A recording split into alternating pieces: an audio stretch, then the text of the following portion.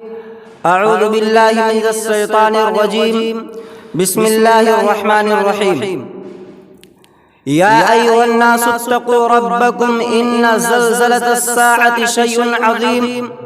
یوم ترونها تذہل کل مرضعۃ عما ارضعت وتضع كل ذات حمل حملها وترى الناس سكارى وما هم بسكارى ولكن عذاب الله شديد۔ محترم سامعین،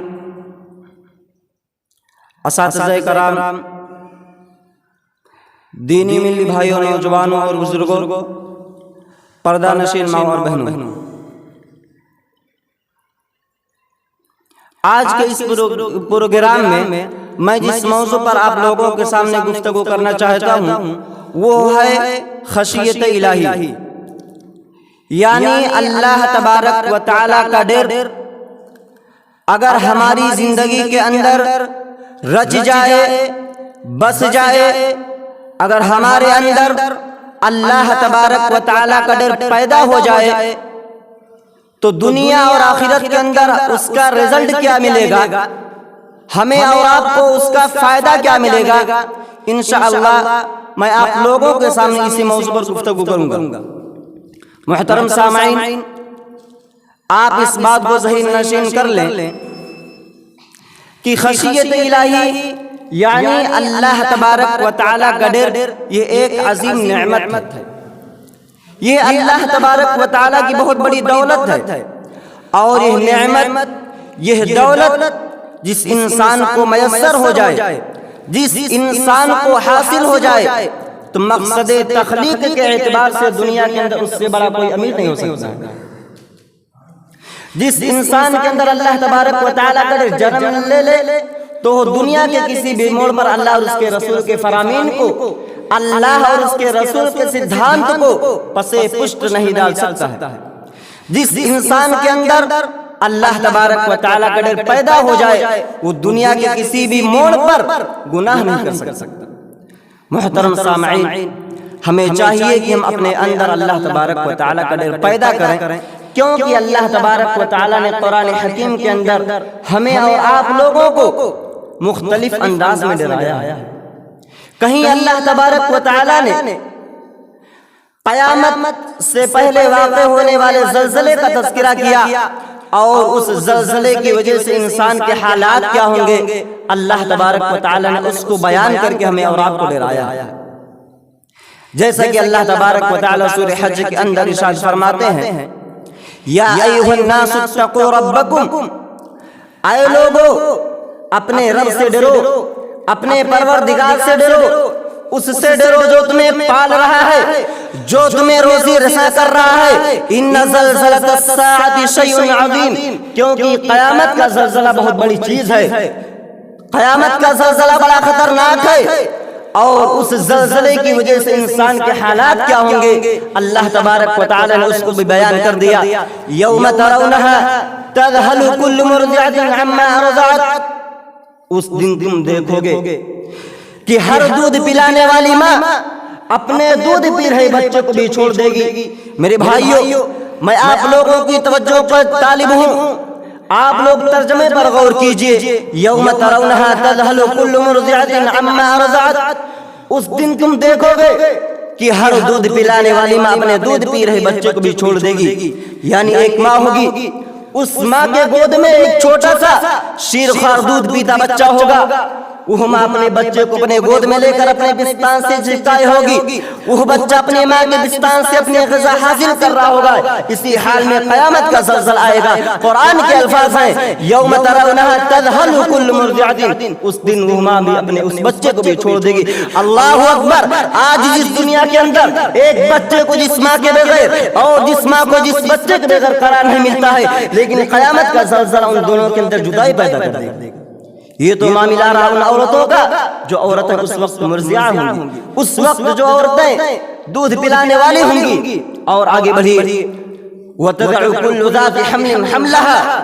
اور اس دن تم دیکھو گی اس وقت جو عورتیں حمل سے ہوں گی، جو عورتیں پریگننٹ ہوں گی، جو عورتیں گربھوتی ہوں گی، جن عورتوں کے پیٹ میں بچے ہوں گے، ان عورتوں کے حمل ساقط ہو جائیں گے، گر جائیں گے۔ وَتَرَى النَّاسَ سُكَارَى، اور اس دن تم دیکھو گے کہ پوری انسانیت، آل ہیومینٹی، سمپورن جگت کے مانو ذاتی سارے کے سارے لوگ نشے کے عالم میں ہوں گے۔ وَمَا هُمْ بِسُكَارَى، لیکن وہ حقیقت میں نشے کے عالم میں نہیں ہوں گے۔ وَلَكِنَّ عَذَابَ اللَّهِ شَدِيدٌ، بلکہ اللہ تبارک و تعالیٰ کا عذاب اتنا شدید ہوگا، اتنا سخت ہوگا کہ لوگوں کے چہروں سے، ان کے آنکھوں سے ایسا معلوم ہوگا، ایسا فیل ہوگا کہ جیسے لوگ نشے کے عالم میں۔ میرے بھائیوں،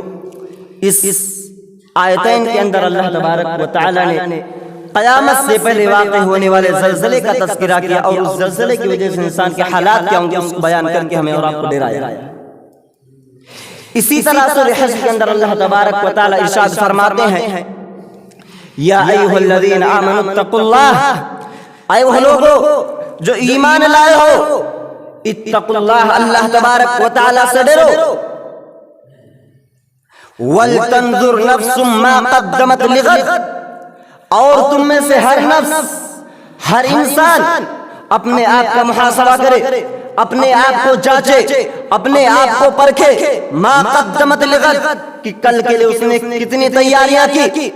آج ہر انسان اپنی گریبان میں منہ ڈال کر دیکھے کہ آج گرمی کے موسم میں، مئی جون جولائی کے مہینوں میں ہم اور آپ گرمی سے بچنے کے لیے اپنے اپنے گھروں میں فین، کولر اور اے سی کا تو انتظام کر لیا، لیکن قبر کے اندر گرمی سے بچنے کے لیے ہم نے کس ہوا کا انتظام کیا؟ ہر انسان اپنے گریبان میں منہ ڈال کر دیکھے کہ آج دنیا کے اندر بارش کے موسم میں بارش کے قطرات سے بچنے کے لیے ہم نے عالیشان مکان تیار کر لی، لیکن قبر کو کتنا بہتر بنایا۔ ہر انسان اپنے گریبان میں منہ ڈال کر دیکھے کہ آج اگر ہمارے ساتھ کوئی معاملہ پیش آ جائے، اگر ہم جیل میں ڈال دیے جائیں تو ان جیل کے اندر جیل سے رہا پانے کے لیے، پولیس کے لاٹھی اور ڈنڈے سے بچنے کے لیے ہم اور آپ اپنے مال و دولت کا استعمال کرتے ہیں، ہم اور آپ اپنے عزیز و اقارب سے مدد لیتے ہیں، لیکن تھوڑی دیر کے لیے تخیل کی سہارا پر سوار ہو کر دیکھیں اور سوچیں اور دیکھیں کہ جب قبر کے اندر ہماری جسم پر فرشتوں کے ہتھوڑے برسائے جائیں گے، اس وقت ہم اور آپ کس کا پاور استعمال کریں گے؟ اس وقت ہم اور آپ کس کا سوچ لگائیں گے؟ میرے بھائیوں، ہر انسان اپنی گریبان میں منہ ڈال کر دیکھے، واتقوا اللہ، اور اللہ تبارک و تعالیٰ سے ڈرتے رہے، ان اللہ خبیر بما تعملون، کیونکہ اللہ تبارک و تعالیٰ تمہارے تمام اعمال سے باخبر ہے۔ میرے بھائیوں، اللہ تبارک و تعالیٰ سے ڈرنے کے فوائد بھی ہیں۔ ایک حدیث کے اندر اگر میں اس موضوع کو لے کر انسان کو تولوں تو دو قسم کے لوگ نظر آئیں گے۔ نمبر ایک، دنیا کے اندر کچھ لوگ ہیں جو اللہ تبارک و تعالیٰ سے ڈرتے ہیں، اور اکثریت تو ایسی ہے جو نہیں ڈرتی ہے، لیکن سوال یہ کہ کیا دونوں برابر ہو سکتے ہیں؟ نہیں، اللہ تبارک و تعالیٰ نے اس بات کے لیے اپنی عزت کی قسم کھائی اور کہا، وعزتی، میری عزت کی قسم، لا اجمع علی عبدی خوفین و امنین، میں اپنے کسی بھی بندے پر دو خوف اور دو امن جمع نہیں کروں گا۔ اذا خافنی فی الدنیا،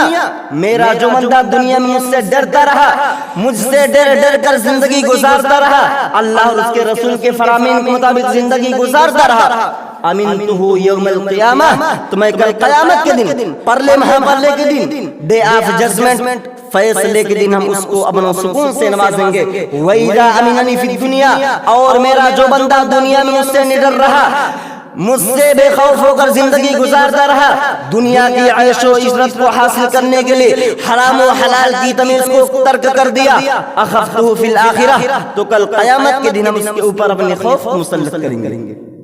میرے بھائیو، یہ ہے اللہ تبارک و تعالیٰ سے ڈرنے اور نہ ڈرنے والوں کے درمیان فرق۔ اور آگے بڑھیے، اللہ کے نبی جناب محمد رسول اللہ صلی اللہ علیہ وسلم ارشاد فرماتے ہیں، سبعۃ یظلھم اللہ فی ظلہ یوم لا ظل الا ظلہ، کل قیامت کے دن اللہ تبارک و تعالیٰ 7 قسم کے بندوں کو اپنے سائے کے نیچے جگہ دیں گے۔ میرے بھائیو، وقت کی رعایت کرتے ہوئے میں صرف ایک آدمی کا تذکرہ کروں گا۔ ان 7 آدمی میں سے ایک آدمی وہ ہوگا، وَرَجُلٌ طَلَبَتْهُ ذَاتُ مَنْصَبٍ وَجَمَالٍ فَقَالَ إِنِّي أَخَافُ اللَّهَ، وہ نوجوان ہوگا، وہ آدمی ہوگا جس کو کسی خوبصورت